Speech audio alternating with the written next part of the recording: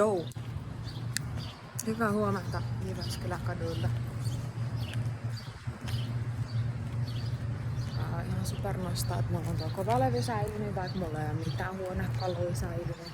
Mulla ei ole säilynyt mitään muut omaisuut tuolta Kiileen-Lahdesta.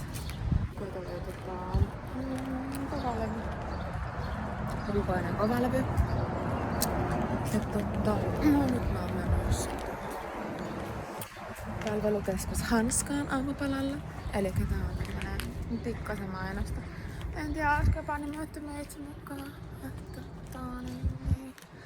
Se on tommonen tosi kiva meistä. En mä pelosta enempää tässä mainostaa. Ja sitten